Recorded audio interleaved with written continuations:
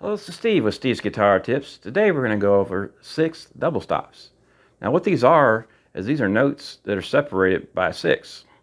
Now for example, in the key of G, we have the notes G, A, B, C, D, E, and F sharp.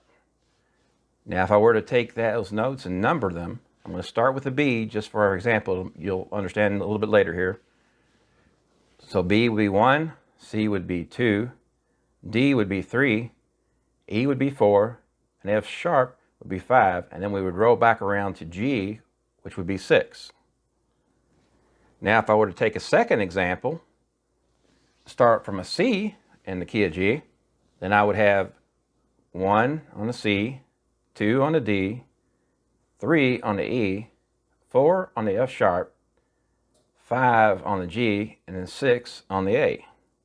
Now what I'm trying to show you by this illustration is that when I would play the 6th, in my first example there, I would have a B and a G that would make up that 6th chord.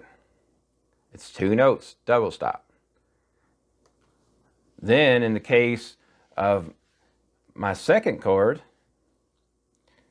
I would have, if I look at it, I'd have a C, and I would have an A, and that would make up a double stop as well.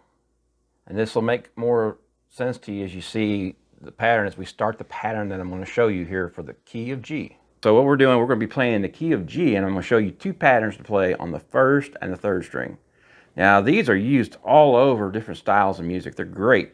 They are used to improvise leads. They are used to just improvise over a little bit of rhythm, add maybe even another rhythm, secondary rhythm. So what you have here is you have 2 patterns you're going to be using on the 1st and 3rd string. So we're going to be playing in the key of G, so we're going to start with our first finger on the G note, which is on the high E string, which can be on the 3rd fret.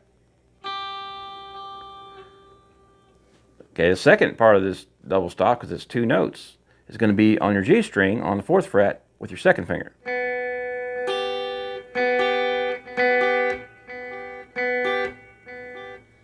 Okay, so now the way you play this is you're going to do hybrid picking, we call it. What that is, you're going to pluck your G with your pick, then you're going to take your second finger and you're going to pluck at high E string. So all together. First pattern is the pattern we got right here.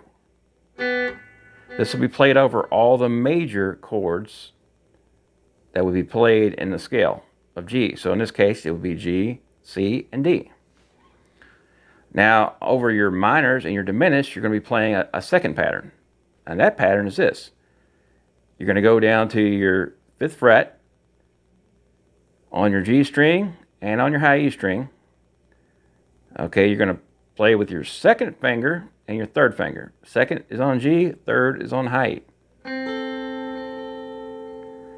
So now if we take this pattern and we go all the way down the neck with it, we end up with this. We start with G, we got A, B, which is a B minor, C major, D major, E minor, F sharp diminished. Okay, so that is the pattern all the way down. Now you can use this and start improvising with it. So you would start moving. The reason you want to try to play with the fingers we did is you can easily move between the 2.